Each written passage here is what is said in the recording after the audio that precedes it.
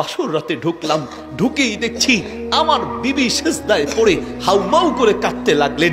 আমি ভাবলাম নিশ্চয়ই কোনো অঘটন ঘটেছে। আমি মনে মনে ভয় হলো যে আমার বিবি বোধহয় বিয়েতে রাজি নেই, আমার শ্বশুর জোর করে বিয়ে দিয়েছে। আমি বিবিকে বললাম, বিবি দেখো, আমি তোমাকে টাচ করব না, আমি তোমাকে স্পর্শ করব না, ভয়ের কোনো কারণ নেই। তুমি কাঁদবে এটা আমি মেনে নিতে পারি না। শোনো, যদি তোমার আমাকে অপছন্দ হয়, বিয়েতে রাজি না হও, অসুবিধা নাই, আমি তোমাকে সুযোগ করে দিব, তোমাকে আমি স্পর্শ করব না। বিবি সিজদা থেকে উঠে চোখের পানি ফেলে বলছেন, স্বামী আপনার প্রতি আসলে নারাজি হওয়ার কোনো কারণ নেই। আপনার দিনদারিত্বের প্রশংসা পুরো এলাকা জুড়ে আছে, আমার বাবা অনেক প্রশংসা করেছেন, বলতে গেলে আমি আপনার যোগ্য নই। আরে বিবি কি বলো, তোমার রূপ গুণ অর্থ সম্পদ সবই তো আল্লাহ দিয়েছেন, আলহামদুলিল্লাহ, তুমি কেন আমার অযোগ্য হবে? বরং আমি তোমার অযোগ্য না স্বামী, আপনি আবার যোগ্য, আমি আপনার যোগ্য নই। কেন বিবি এই কথা বলছো? স্বামী আমি জানি এখন বললে আপনি আমাকে ঘর থেকে ধাক্কা দিয়ে বের করে দিবেন, পৃথিবীর কোনো স্বামী মেনে নিতে পারবে না। বিবি স্বামী আমি যদি পারতাম, কথাটা সবার কাছ থেকে গোপন রেখেছি, আপনার কাছ থেকে গোপন রাখতাম, কিন্তু স্বামী আপনার কাছ থেকে গোপন রাখা সম্ভব নয়, এজন্যই বলতে বাধ্য হচ্ছি। বিবি বলো কি হয়েছে? আমি কসম করে বলছি আমি তোমার সম্মান রক্ষা করব, তোমার পরিবারের সম্মান রক্ষা করব, কোনো সমস্যা থাকলে বলো, আমি আমানত রক্ষা করব।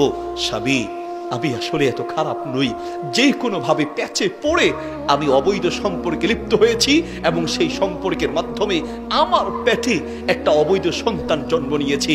স্বামী বিশ্বাস করেন আমি এতটা খারাপ নই, প্যাচে পড়ে গিয়েছি, আর এই যে পেটের সন্তান তারও কোনো দোষ নেই।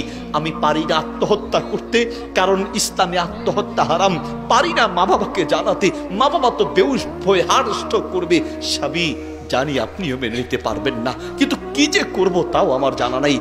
সে লোকটা বলছে, হুজুর আমি যখন শুনলাম আমার বিবির পেটে আরেকজনের অবৈধ সন্তান, আসমানটা ভেঙে যেন আমার মাথায় পড়েছে।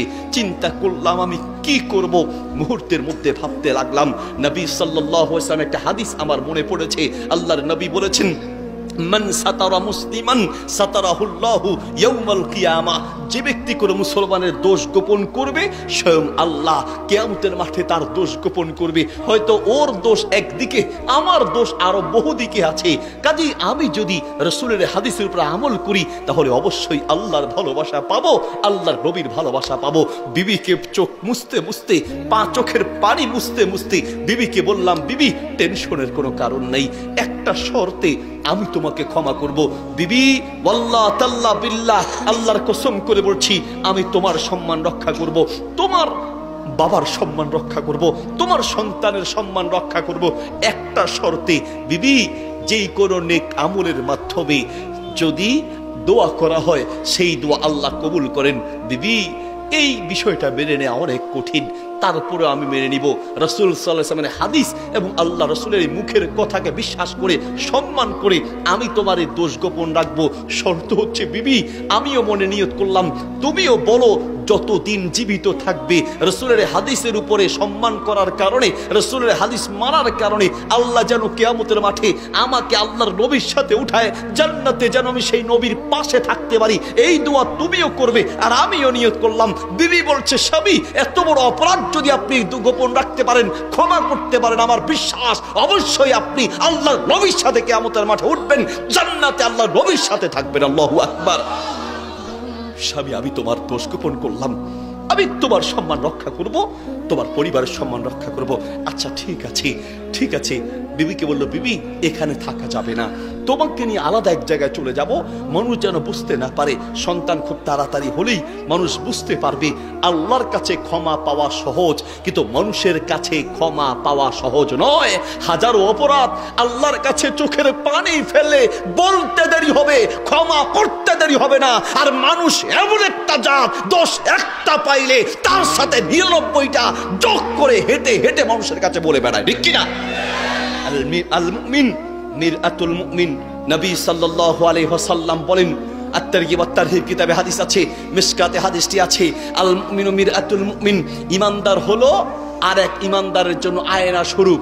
আয়না মানে কারো দোষ পেলে সেই দোষটা আপনি তাকে বলবেন। এদিকে আয়নার সামনে গেছেন, এই ভাই এদিকে, ঘুরাই দেন, আপনার একটু হাঁটাহাঁটি করলে হবে না ভাই। এদিকে আয়নার সামনে আপনি গিয়েছেন, আয়নার সামনে যাওয়ার পরে চেহারায় কোথায় ময়লা আছে আয়না আপনাকে দেখিয়ে দেয়, নাকি আয়না হেঁটে হেঁটে চা দোকানে, টিভি দোকানে, মসজিদে, মাদ্রাসায়, রাস্তায়, পুকুর ঘাটে হেঁটে হেঁটে মানুষকে বলে অমুকের মুখে ময়লা দেখছি?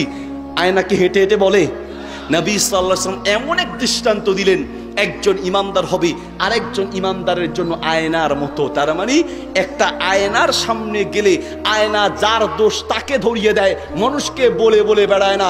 একজন ইমানদার যার দোষ পাবে তাকে বলবে, অপমান করার জন্য হেঁটে হেঁটে চা দোকানে, পুকুর ঘাটে, রাস্তায়, মসজিদে, মাদ্রাসায় বলে বলে বেড়াবে না, ঠিক কিনা? কিন্তু আমাদের অভ্যাস, মিশকাত শরীফের হাদিস 412 নম্বর পৃষ্ঠায় এসেছে, বুখারী শরীফে হাদিসটি আছে, বুখারী শরীফে আছে, আত-তারগিব ওয়াত-তারহিব কিতাবে আছে, সুনান তিরমিজিতে আছে, মুসনাদ আহমদে আছে। নবী সাল্লাল্লাহু আলাইহি ওয়াসাল্লাম বলেন, তাজিদুনা শাররান নাস ইয়াতি হাউলাই বিওয়াজহিন ওয়া ইয়াতি হাউলাই বিওয়াজহিন। এই দুনিয়ার সবচেয়ে নিকৃষ্ট, কুকুরের চেয়ে খারাপ, শুকুরের চেয়ে খারাপ, বিড়ালের চেয়ে খারাপ যারা মানুষের কাছে দোষ আর বদনাম বলে বলে বেড়ায়, ঠিক কিনা? এলাকায় নাই? কম না বেশি? পুরো এলাকা জ্বালিয়ে দেওয়ার জন্য ম্যাচের কাঠি কয়টা লাগবে? কথা বলেন, কয়টা? একটা ম্যাচের কাঠি সারা গ্রাম জ্বালিয়ে দিতে পারে। একটা চগলখোর পুরো সমাজ, পুরো পরিবার, পুরো কমিউনিটি ধ্বংস করতে পারে, ঠিক কিনা? বেশি না, সংখ্যাগুলো বেশি লাগে না। চা দোকানে বসে বসে খালি অমুকে এই করছে, তমুকে সেই করছে, অমুকে ওই করছে, নিজে পায়খানার মধ্যে ডুবে আছে, আর আরেকজন প্রস্রাব গায়ে লাগছে কিনা এই মাসালা জিজ্ঞেস করে, বুঝেন নেই?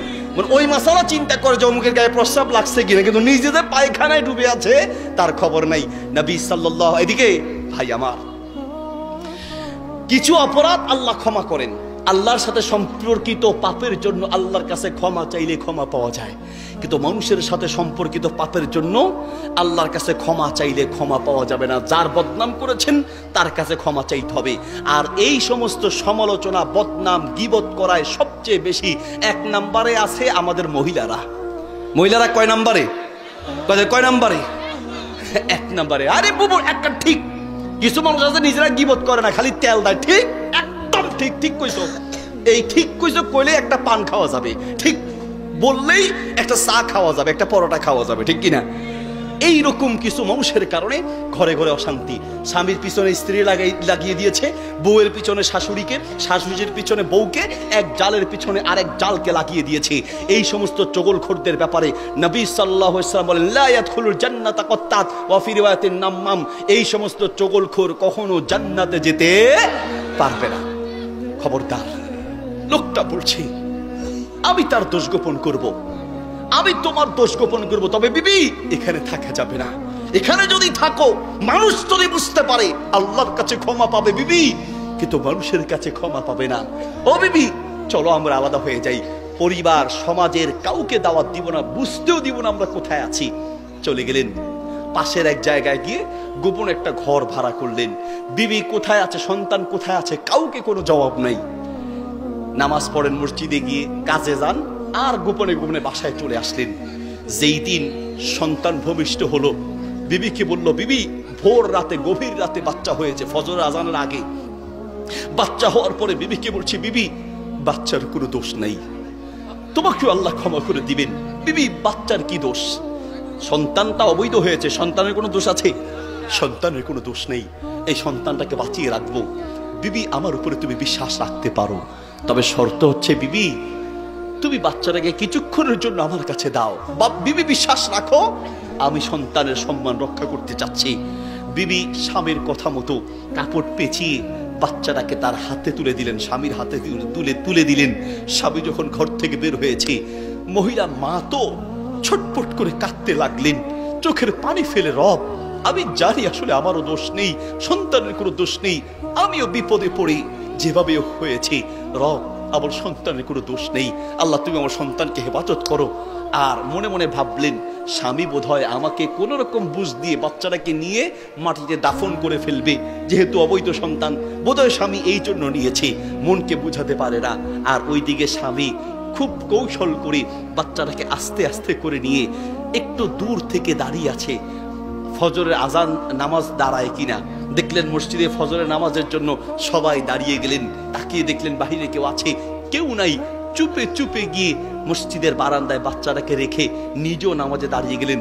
নামাজ শেষ হওয়ার সাথে সাথে মানুষ বের হতে হতে দেখছে, আয় হায়, এত ফুটফুট একটা বাচ্চা কোন জালেম রেখে গেল। চিৎকার করে বলতে লাগলো।